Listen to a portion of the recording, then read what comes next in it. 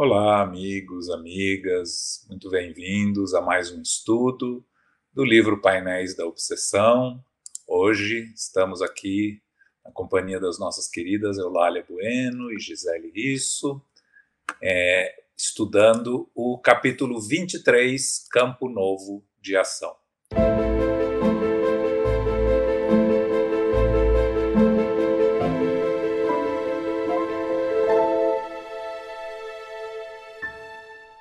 Mas antes então de entrarmos no estudo, vamos fazer a nossa oração, pedindo a proteção dos amigos espirituais, que nos inspirem, nos guiem para mais esse dia de estudo, que possamos aprender, internalizar e, acima de tudo, colocar no nosso dia a dia, em prática, todos os ensinamentos que recebamos hoje. Agradecemos a proteção e a inspiração da nossa mentora, Sueli Caldas Schubert. Pedimos também pela recuperação, pelo auxílio ao nosso querido Divaldo Franco, que comemorou mais um aniversário esta semana. Agradecemos o trabalho ao longo desses anos, a inspiração que traz a todos nós para prosseguirmos na luta. E também ao nosso querido Manuel Filomeno de Miranda, que nos abrilhanta os estudos com seus livros, com seus descrições da vida do mundo espiritual. Pedimos a proteção a todos que nos assistem, que possa ser estendido a seus familiares, a seus amigos, que possamos estar todos reunidos, protegidos, e agradecemos acima de tudo ao Mestre Jesus por mais esta oportunidade de trabalhar em seu nome. Pedimos permissão para começar os nossos trabalhos. Que assim seja. Então, como eu mencionei, hoje nós vamos falar do capítulo 23, Campo Novo de Ação.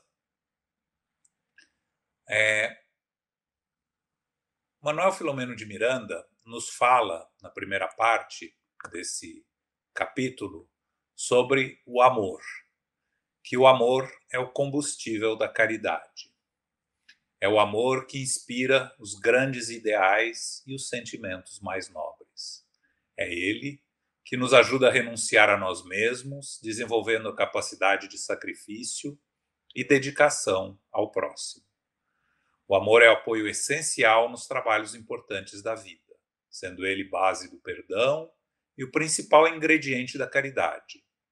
Sem amor, a caridade perde força e vira apenas filantropia ou solidariedade superficial, sem profundidade. Como ele vem de origem divina, o amor não se exibe nem se enfraquece. Ele vai além das aparências, das diferenças de gênero, da posição social ou da condição financeira.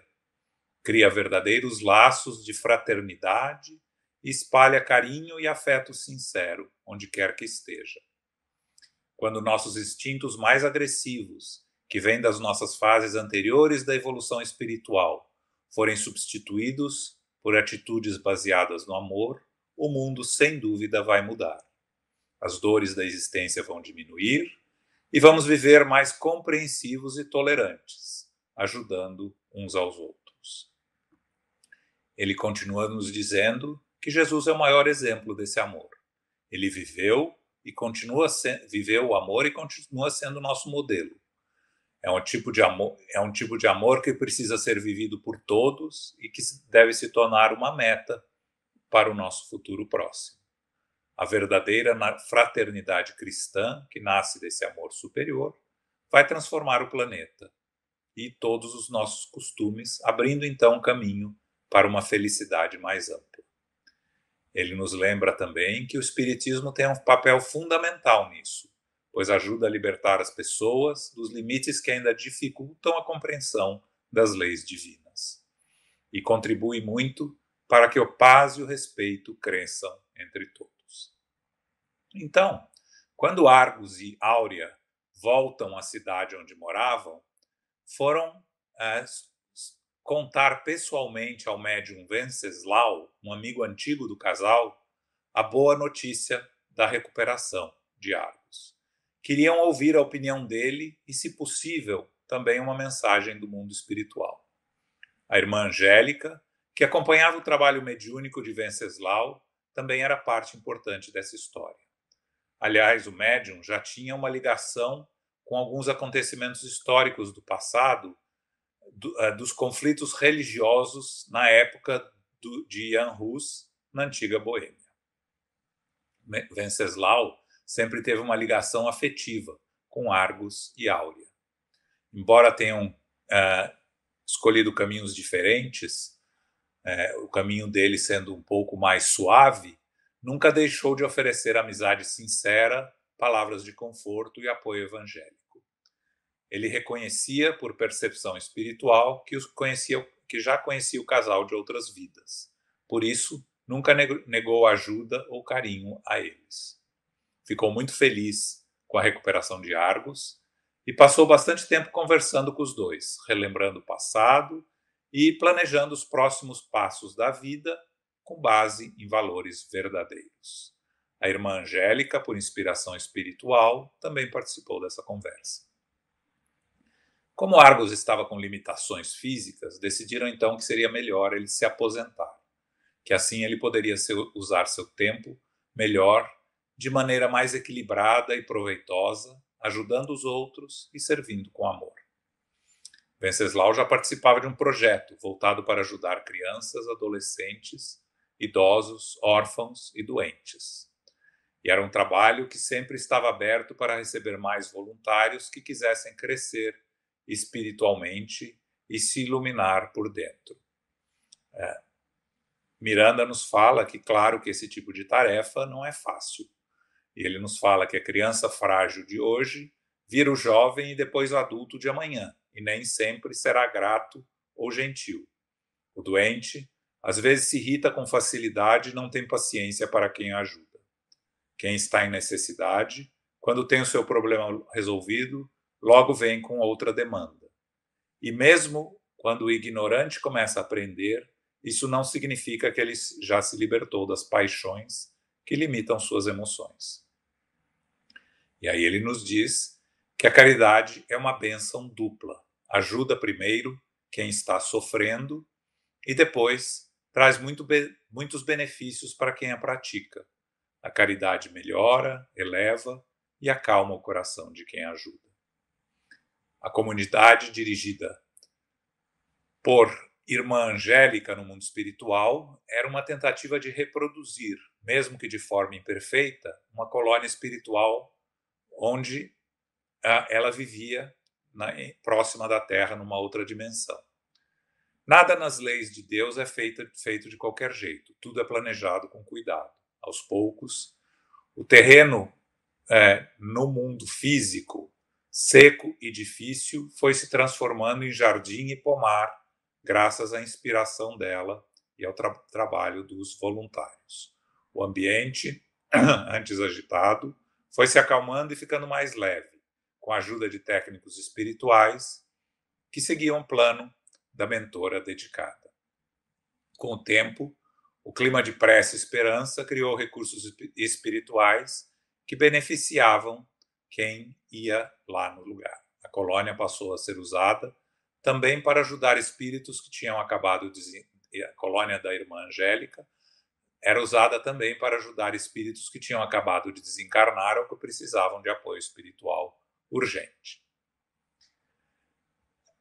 Manuel, então, nos informa que esse trabalho havia sido planejado quase 100 anos antes, o trabalho desta colônia que Venceslau trabalha, quando todos os envolvidos ainda estavam desencarnados, que engenheiros espirituais muito preparados traçaram o plano geral da obra e prepararam os colaboradores que iriam reencarnar, dando a eles os recursos necessários para levar a missão adiante.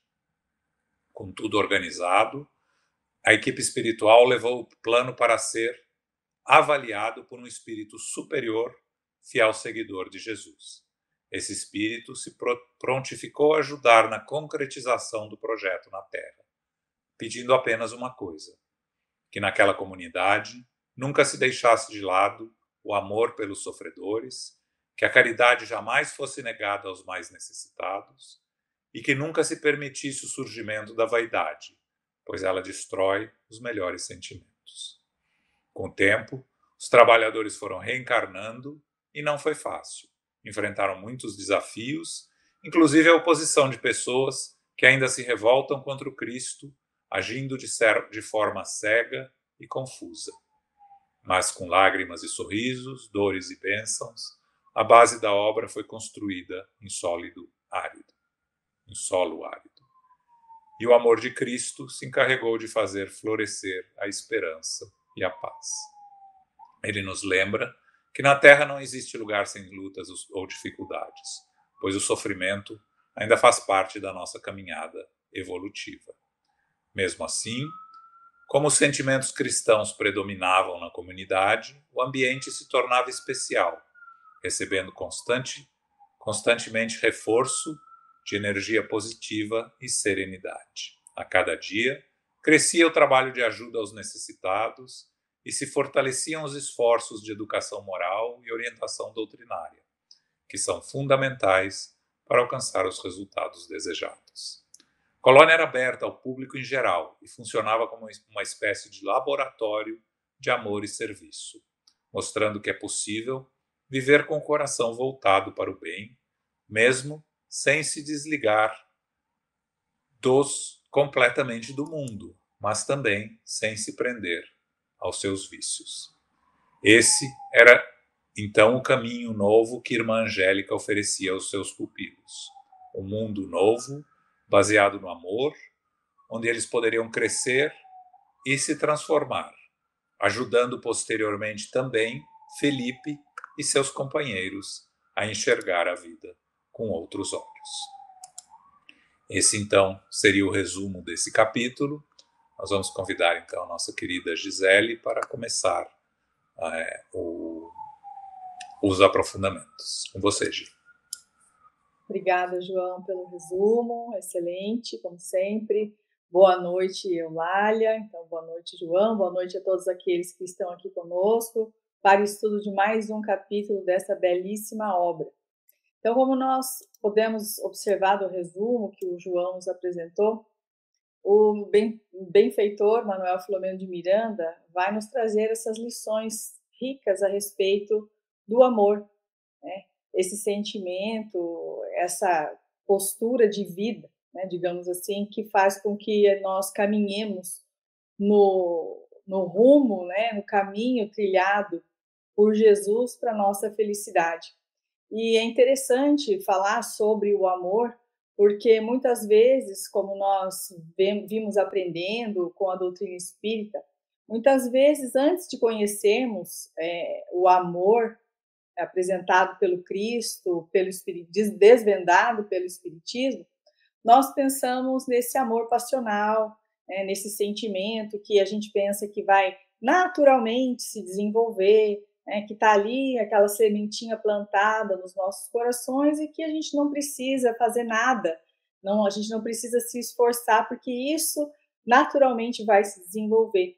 E quando, na verdade, não só o Espiritismo, mas também outros cientistas, a neurociência principalmente, vem nos convidar a nos exercitarmos para que essas virtudes possam ser desenvolvidas, e ao conjunto dessas virtudes nós, então, chamamos de lei de amor, que é o que Jesus nos apresenta, né? Resumindo os 10 mandamentos lá de Moisés, como amar a Deus sobre todas as coisas e ao próximo como a si mesmo. Então, nós vamos dar algumas pinceladas, não só no Evangelho segundo o Espiritismo, também no livro de Joana de Ângeles e Divaldo, Amor, Imbatível Amor, mas em outras teorias de outros cientistas que nos apresentam os benefícios para aquele que ama, os benefícios físicos, emocionais, né, de saúde, de alegria, de viver, de felicidade. para que todos nós nos sintamos estimulados à prática destas virtudes. Então, hoje, graças a esses neurocientistas, essa visão do amor, ela é comprovada realidade científica, que foi desenvolvida em alguns laboratórios de pesquisa de saúde em diversas universidades do mundo. A exemplo da doutora Dana Zohar, né, que ela, professora de física quântica da Universidade de Oxford, ela vai identificar a inteligência espiritual e, procurando decodificar essa inteligência, ela vai apresentar a necessidade da vivência do amor no indivíduo para que seja possível que cada um de nós superemos os obstáculos da vida. Não só ela, mas também em Harvard, nós vamos encontrar 2 doutores, David Bohm e Stuart Wolf, também físicos quânticos, que vão definir que o amor é a energia ciclópica da vida, que é também o mais notável processo psicoterapêutico para que a gente tenha uma existência saudável. E quando eles analisaram, então, os neurônios cerebrais, em particular os neuropeptídeos, eles informaram, abre aspas, quando se ama, quando se perdoa, quando se cultivam pensamentos bons, se estimulam os neurônios que produzem uma energia semelhante ao fóton. Essas moléculas que são transferidas dos neurônios para o sistema nervoso central, posteriormente para as glândulas endócrinas e, por fim, para o sistema imunológico, dando vitalidade a ponto de poder resistir às invasões microbacterianas. Então, aqueles que amam mais, aqueles que vivem a caridade, né, que vivem as virtudes inerentes ao amor, são pessoas mais saudáveis também, mais imunes a essas microbactérias.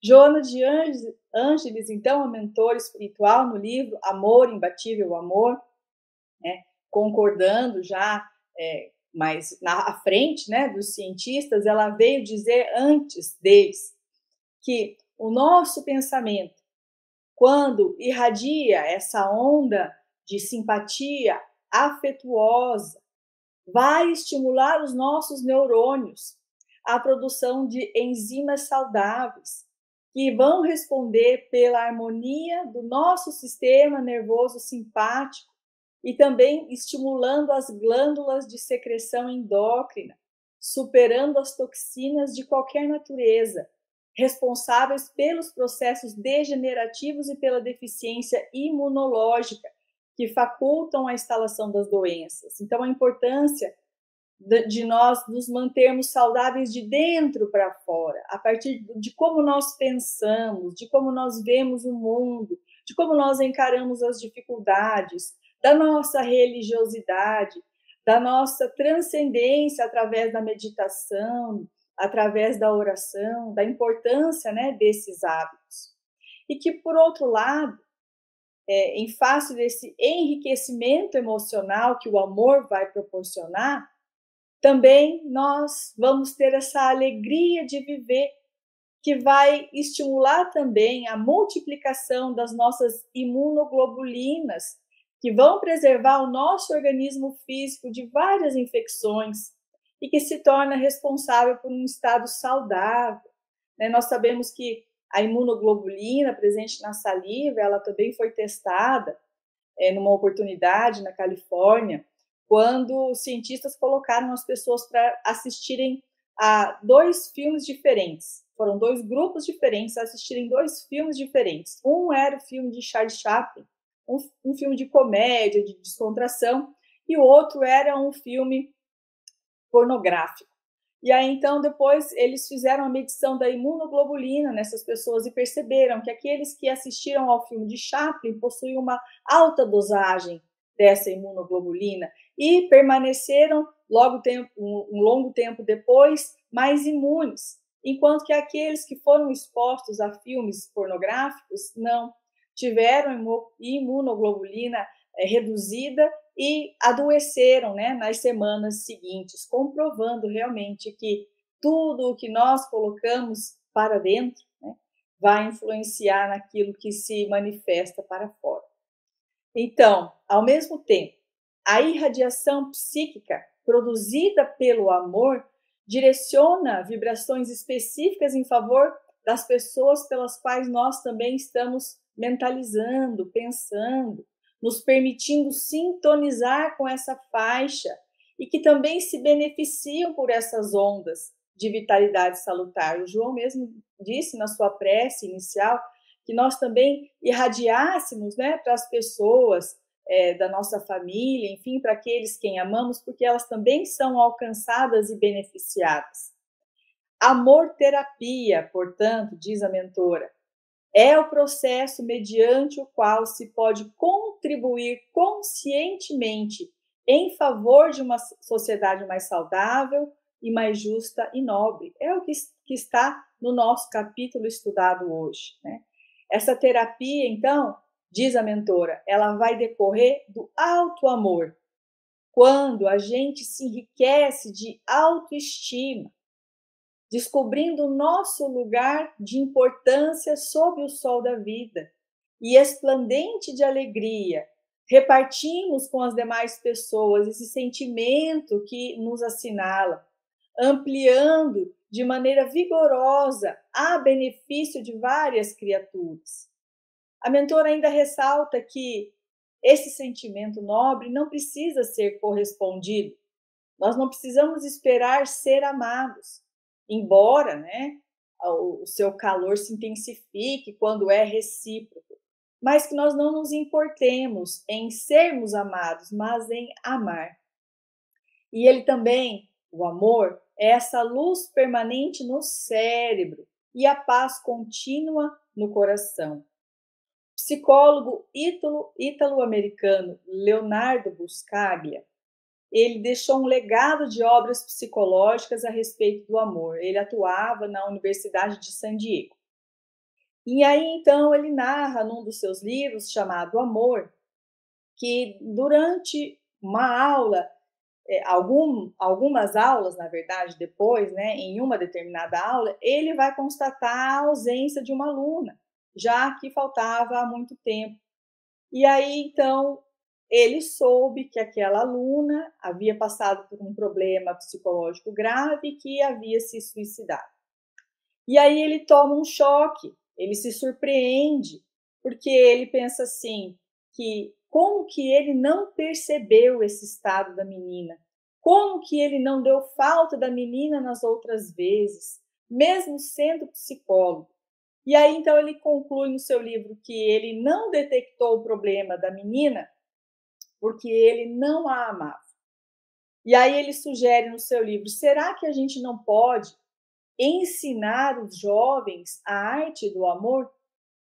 Não esse amor aí do Woodstock, né? Paz e amor, e sem compromisso, e liberdade com libertinagem. Nada com relação a esse tipo de sentimento, que na verdade é mais uma sensação, né? E aí ele fala, ensinamos a matar, a destruir quase tudo, a corromper, e por que nós não ensinamos a amar? Aí ele fala, o amor que eu me refiro é o amor ternura, o amor altruísta. E aí ele continua ensinando que nunca é tarde para nós aprendermos algo para o qual nós temos potencial.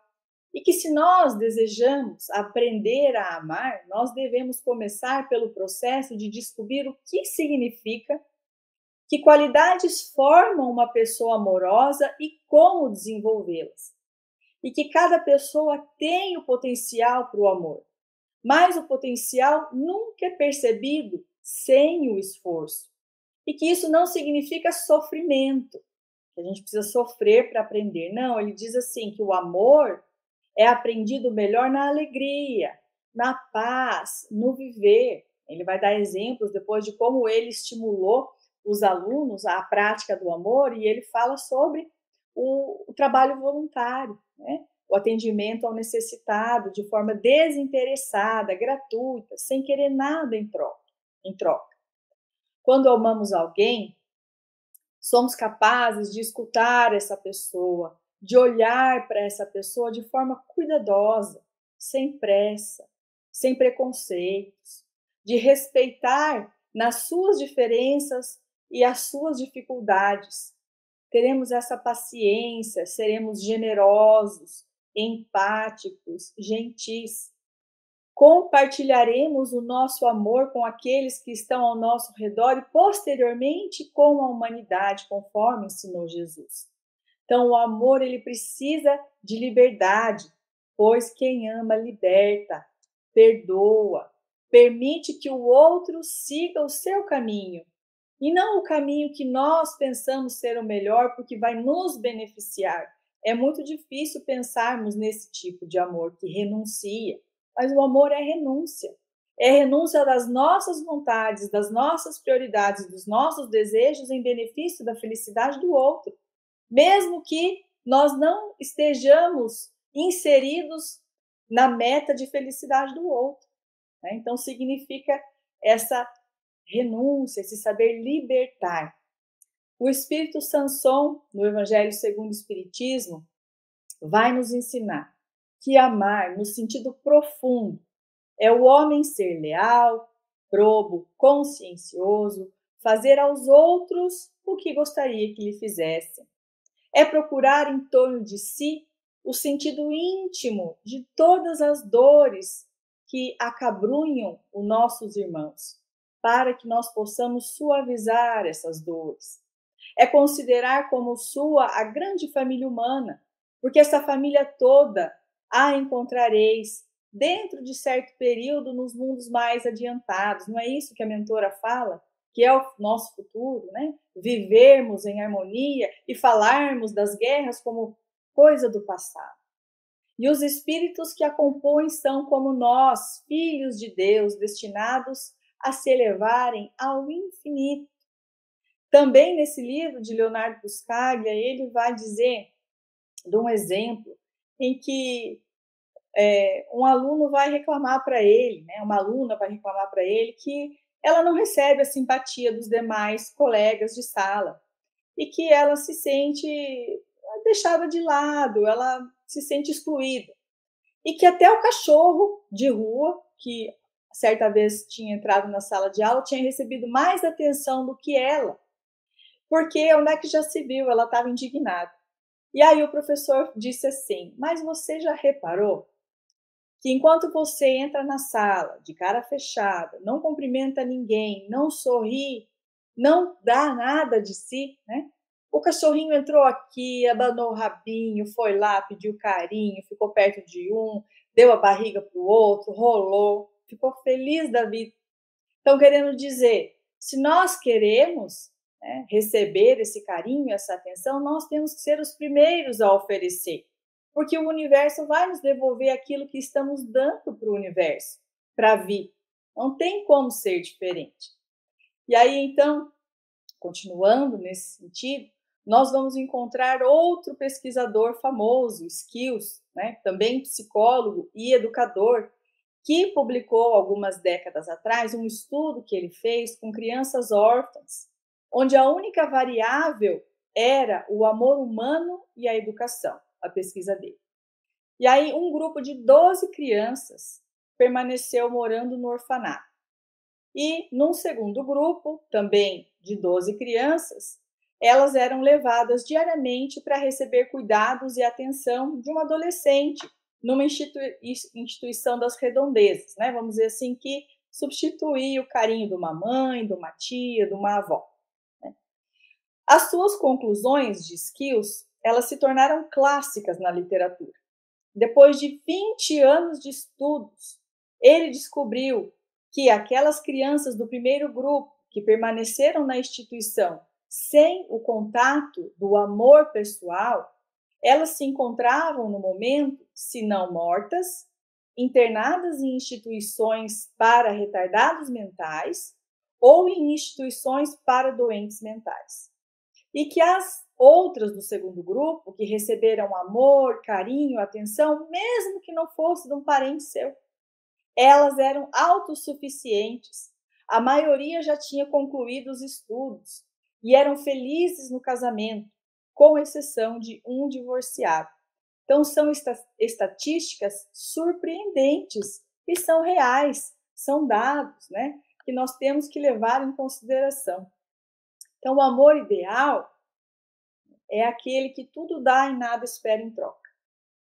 É o amor desinteressado, porque ele não se importa em dar, mas sim em receber, mas sim em dar, em doar. E nós só podemos doar aquilo que nós temos. Então, amar faz bem para quem ama. Mas se nós amarmos com qualquer expectativa, nós vamos nos decepcionar. Porque não é provável que a maioria das pessoas vá corresponder às nossas necessidades, mesmo que o nosso amor por elas seja grande. Então, nós não podemos transferir para o outro a responsabilidade de nos tornar felizes. A nossa felicidade, ela deve vir de nós mesmos, por nós mesmos. E eu acredito que esse seja um dos maiores desafios da humanidade. Então, esperar alguma coisa de alguém por ser nosso direito é procurar a infelicidade. O ser humano aprende a maldade da mesma maneira que vai aprender a bondade.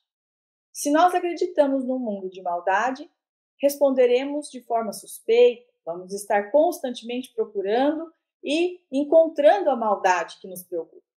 Mas, se por outro lado nós acreditamos num mundo de bondade, permaneceremos confiantes, seremos amigos, estaremos vulneráveis e esperançosos. Outro grande estudioso da arte e da ciência de amar, o médico Dr. Deepak Chopra, escreve uma obra chamada Cura Quântica, onde ele vai relatar diversos casos de pacientes que são doentes. Não apenas têm doenças, ele destaca, que são espíritos doentes nos quais as doenças se manifestam. Ele vai contar uma série de casos daqueles indivíduos que estão preocupados terrivelmente por conquistar o mundo, por vencer no mundo, por brilhar no mundo. E hoje, né, apresentados pela mídia, pelos likes, enfim, mas não com essa felicidade real, né, a autoconquista, querem parecer, e aí acabam sendo doentes, né? Não tendo doenças, mas sendo doentes, porque tem essa proposta, essa visão equivocada da vida. Então, meus irmãos, a proposta do amor hoje nos chega com uma conotação terapêutica, nos levando de volta ao Evangelho de Jesus. Lembrando, novamente, a mentora Joana, quando disse a Divaldo, no teu serviço de dedicação a Jesus, terás muitos inimigos. Tem cuidado, para que nunca sejas inimigo de ninguém. Então, que a nossa postura seja essa de, pelo menos, tentarmos amar desta forma, renunciarmos, né? Termos essa paciência, nos dedicarmos ao outro de forma desinteressada, lembrando que os primeiros beneficiados seremos nós, né? Então, ainda até temos essa motivação egoística, que é o benefício próprio, mas de início. Mas depois nós vamos desenvolvendo essa virtude, essa faculdade, para em futuras existências sejamos espíritos já mais maduros, mais seguros, mais felizes e sabendo amar. Então, João, devolvo a palavra a você, agradecendo pela oportunidade. Obrigado, Gi. Reflexões excelentes sobre o amor, essa qualidade tão importante e tão difícil, né, de adquirirmos, né, de aprendermos a amar com desprendimento, né? A gente ama querendo receber de volta, na grande maioria das vezes, né? Bom, vamos passar então para a nossa querida Eulália, que vai fazer a segunda parte dos aprofundamentos. Olá, querida família Sueli Calda Schubert, querido irmão João, querida Gi. Olha, vocês foram excepcionais, tanto no resumo, quanto a Gisele agora nessa belíssima explanação sobre o amor, que toma, por assim dizer, metade do capítulo, é tão interessante, porque antes de ser explanada como era a obra do médium Venceslau,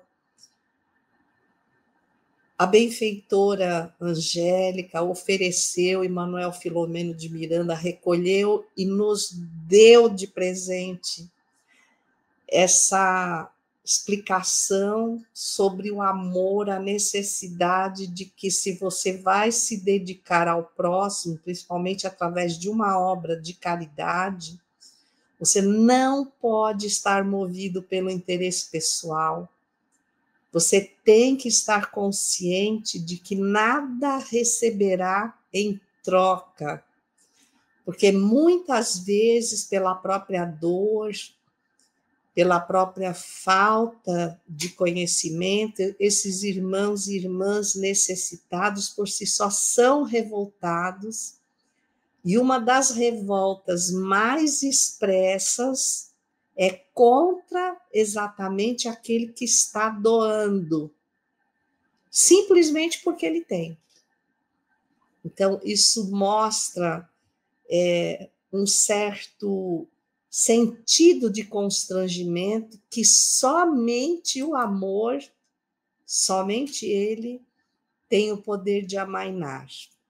Então, nós vamos seguir adiante, e para aqueles que depois quiserem acompanhar, nós numeramos os parágrafos e vamos fazer o estudo a partir do parágrafo 24, quando é descrita ali, começa a ser descrita, a comunidade conduzida pela irmã Angélica, e que os benfeitores levam em referência à Casa do Caminho de Simão Pedro, onde ele cultuou o exemplo do amor e da caridade pela memória daquilo que Jesus havia deixado a todos, porque Jesus não se doou, ele continua se doando e tirando por nós, individualmente, ele não pode esperar nada em troca. Nós somos profundamente ingratos, porque estamos sempre envolvidos demais pelos nossos interesses, pelas nossas ocupações, não temos tempo sequer, às vezes, de elevar uma prece de gratidão. Prece para nós é sinônimo de necessidade, nós queremos pedir, quando a prece ela tem 3 funções, que é pedir, louvar e agradecer. E parece que essas 2 últimas andam bastante esquecidas da nossa parte. Mas conforme se descreve a comunidade da irmã Angélica, já vai se dizendo que, erguida na terra, sob a responsabilidade do médium Venceslau, que logo adiante vamos perceber que foi incansavelmente preparado no mundo espiritual, não apenas ele, mas todos os seus colaboradores, que depois foram sendo chamados conforme ele desenvolvia a tarefa, que é uma cópia imperfeita da que a benfeitora tem próxima à crosta terrestre. E aí nós fomos buscar no livro Tormentos da Obsessão, também da coletânea de Manuel Filomeno de Miranda, o capítulo intitulado Lições de Sabedoria, quando há a narrativa de que o próprio Eurípides Barçanufo, que criou o Hospital Esperança, que era especializado em receber trabalhadores, médiuns falidos, foi, por assim dizer, o idealismo para que Eurípides Barçanufo levantasse toda a sua obra em sacramento, né? Os padrões pedagógicos dessa obra conduzidos à luz do Espiritismo, e esse fato aconteceu no início do século XX, e no livro ele narra, Manuel Filomeno de Miranda narra que por diversas vezes Eurípides se deslocou ao mundo espiritual para relembrar compromissos e abastecer-se de energias para o enfrentamento da obra. Até porque não há nenhum tipo de improviso numa obra espírita. E não apenas, abrimos aqui aspas para dizer que não apenas numa obra do porte da de Venceslau, essa cópia imperfeita da obra da irmã Angélica, por ela conduzida, inspirada, mas também ela levou esses trabalhadores até um discípulo do Cristo para que ele apadrinhasse a obra, e ele faz o pedido de que nunca se permitissem invadir por querelas, por discussões, por disputas, que o amor, e aí a Gisele traz todas as informações científicas sobre o amor, todas as ações que o amor reflete no nosso corpo biológico, no nosso campo cerebral, que é uma cópia imperfeita de nós mesmos no mundo espiritual. E enquanto ela descrevia, eu imaginava, cheguei a alguns momentos a fechar os olhos, a imaginar toda essa luz cerebral a que ela se refere no nosso campo espiritual. Que aspecto deve nos oferecer, mesmo sendo esses espíritos cobertos de imperfeições, que milagre o amor não deve produzir em nós e, obviamente, ao nosso redor. Então, percebam que antes dessa obra se erguer, e já fazia aproximadamente 100 anos que ela existia no mundo espiritual, nós vemos o trabalho dos benfeitores espirituais em praticar um procedimento de ozônio especial. É dessa forma que está aqui citado no livro, que era uma área deserta e que, de repente, ela foi trabalhada com elementos químicos. Tudo bem, o ozônio a gente conhece, mas com absoluta certeza estamos muito distantes de um conhecimento amplo, profundo, tanto que a ozonioterapia ela tem as suas desconfianças, não é um tratamento padronizado, oficial, é um tratamento complementar. Mas quando nós fomos buscar, porque ela faz uma observação, e Manuel Filomeno de Miranda nos passa, esse ozônio especial que agiu na psicosfera agitada daquela ambiência, carreado por abnegados técnicos espirituais que lhe obedeciam à planificação. Então, nós fomos buscar e diz aqui, olha, o ozônio medicinal, uma mistura de ozônio e oxigênio, é utilizado para melhorar a oxigenação dos tecidos, fortalecer o sistema imunológico. O amor fortalece o sistema imunológico. E percebam que ali ela incidia com um tratamento químico para talvez neutralizar vibrações maléficas que se encontravam, revoltosas, para que o ambiente, por assim dizer, estivesse mais favorável a receber toda a dedicação de nós, os que estamos reencarnados, e ainda tão distantes de viver o amor, que seja por egoísmo, mas procurar vivê-lo da melhor maneira. Temos a escola bendita da família, do lar, nos pedindo agir com doçura, agir com compreensão, exercitar o amor. E aí diz assim, que o ozônio ele pode ajudar a reduzir inflamações, combater bactérias, fungos, vírus. E não é que o Painéis da Obsessão vem exatamente nos falar, começando pelo caso de Argos, da, da, da tuberculose, então do bacilo de Koch, que vai encontrando ambiente propício no campo vibracional de pendências morais que todos nós trazemos.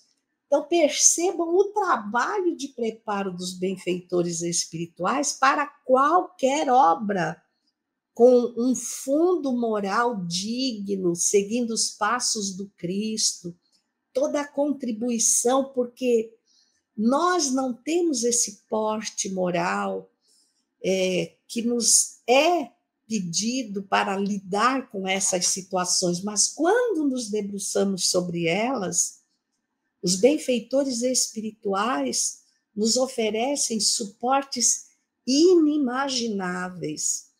E aí o livro segue dizendo que, com o suceder do tempo, então veio aquele trabalho emergencial dos benfeitores espirituais, e com o suceder do tempo, o próprio clima de prece, de otimismo, de entrega, de todos aqueles que compunham a equipe que acompanhava o médium Venceslau, foi criando recursos para acolher, igualmente se fazia na colônia, os necessitados, encarnados e desencarnados.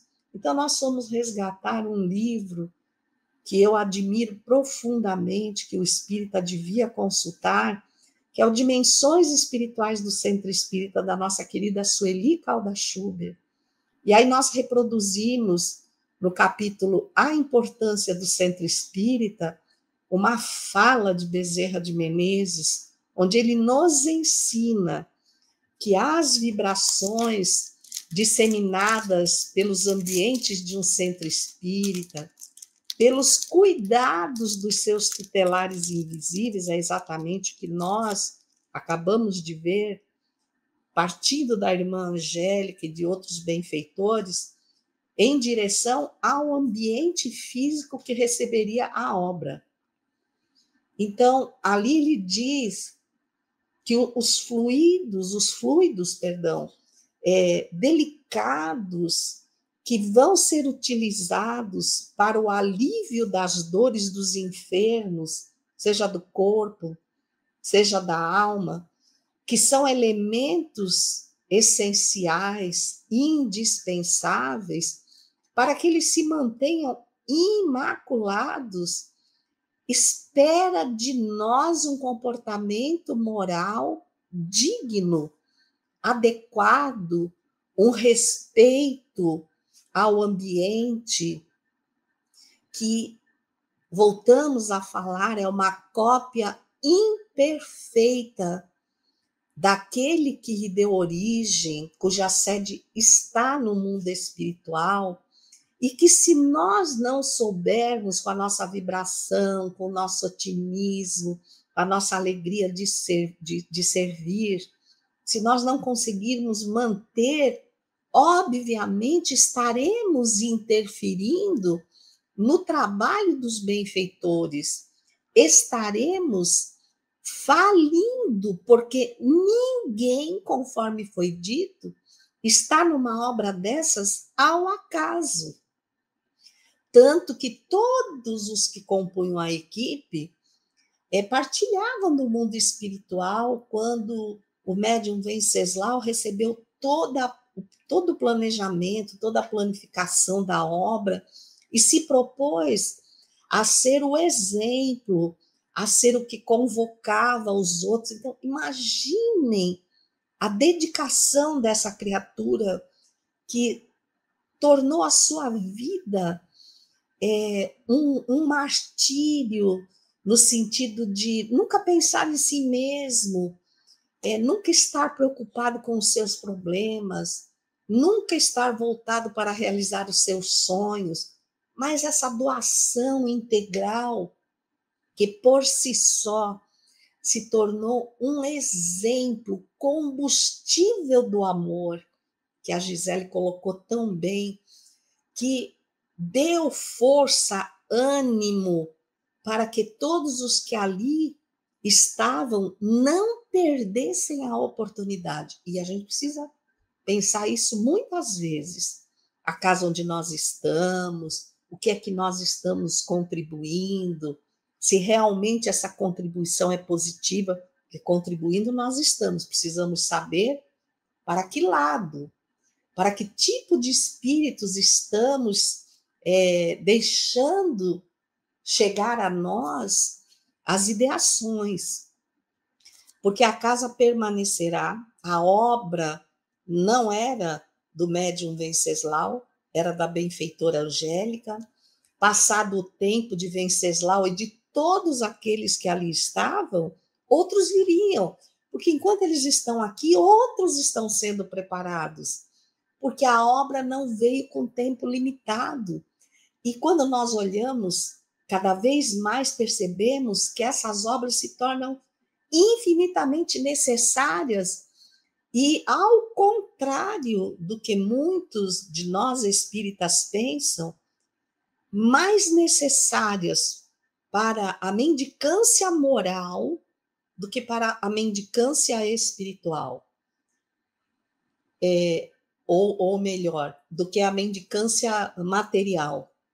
Porque aqueles que estão nas necessidades materiais, eles já estão por si só ombreando com a dor, buscando recursos. Agora, nós que muitas vezes estamos ali representando o trabalho do Cristo, permanecemos muito distantes do projeto principal daquela obra a qual nos atrelamos, e o nosso tempo nela será muito curto. Quando imaginarmos, já estamos de volta ao mundo espiritual. E com que cara entraremos na sede espiritual e iremos encarar os benfeitores que colocaram o aval de suas condições morais na nossa recuperação. Então, a Sueli Caldas Schubert, ela nos recorda, nesse mesmo livro, no capítulo 1, Alicerces Espirituais. Os alicerces espirituais, portanto, são levantados bem antes, servindo de modelo para a obra que se pretende edificar no plano terreno. Então, não é obra do acaso, não é obra da dissensão por qualquer situação. Dentro da casa espírita, sai aquele grupo, já vai montar outra casa. Eu deixo aqui uma pergunta, uma reflexão. Vocês acham mesmo que o mundo espiritual tem o planejamento de uma obra em certo período de uma casa montada que vai se erguer da dissensão? Então, a dissensão não faz parte do planejamento do mundo espiritual.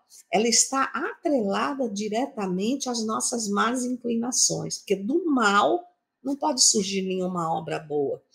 E quando nós compreendemos exatamente o que está sendo explicado aqui, a gente sabe que não estamos participando da obra para concordarmos com tudo que nela acontece, mas para usufruirmos, por mais que a gente trabalhe, por mais que a gente diga que está sobrecarregado, que está cansado, nós estamos usufruindo de uma chance única que os benfeitores espirituais nos patrocinaram.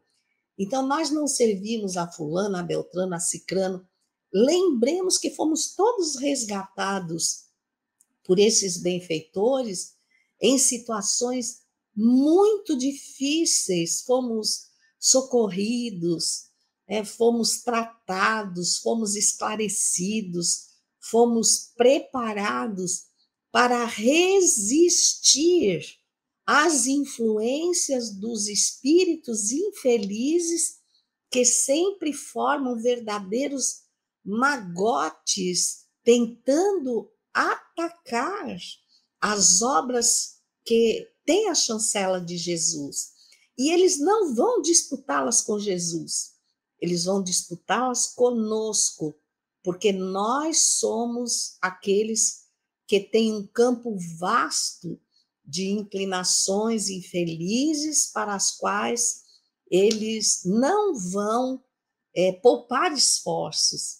Então, nós fomos buscar, está lá no parágrafo 33 do livro, dizendo que, assim, os obreiros que foram se corporificando, vinculados a processos redentores, até quando Venceslau pôde compreender a tarefa de chamar os amigos à construção da fraternidade, ele foi um instrumento, era o que estava mais capacitado, que estava mais consciente. Então, foi aquele motor, aquela turbina que começou a gerar o movimento do amor na coletividade. Aquele exemplo que nós nunca devemos perder de vista.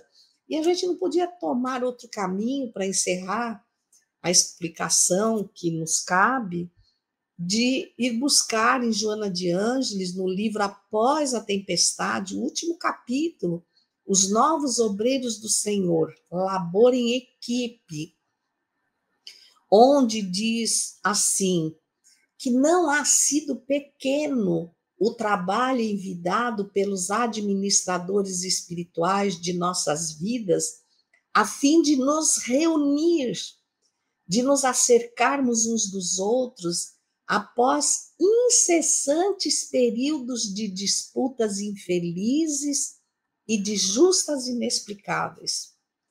Para tanto, resolvamo-nos em definitivo a produzir em profundidade. Ou seja, trocando em miúdos, desta vez, não deixemos Jesus. Vai ser difícil, claro, cada dia está mais difícil, mas é muito mais promissor neste momento de escuridão nós sermos uma lâmpadazinha de amor iluminando o caminho de quem está totalmente desesperançado. Aí continua Joana no livro Após a Tempestade. Adversários cujas matrizes estão esculpidas em nosso hino surgirão a cada passo, de dentro para fora, e incontáveis virão em cerco, de fora para dentro, colocando o cáustico da aflição no cerne dos nossos sentimentos. E a benfeitora nos relembra de uma forma magistral a multidão. Com absoluta certeza, todos nós fazíamos parte dessa multidão que se acercou quando Hippolyte Léon Denis Rivail, nosso Allan Kardec, se materializou com a responsabilidade de trazer as luzes do Consolador. Nós nos abordamos, ou os abordamos, a equipe do Consolador, os abordamos suplicando a oportunidade de uma reencarnação nessas novas tarefas que surgiam, prometendo ampliar o horizonte de esperança na Terra, trazer a lógica para todas as dores, para todos os desafios, e que nós não escolhíamos serviço, nós queríamos o serviço mais humilde, porque, no fundo, o que nós precisávamos era voltar definitivamente ao convívio de Jesus, ao convívio do amor, cuja distância nos enfraqueceu de tal maneira que nós vivemos por longo e longo tempo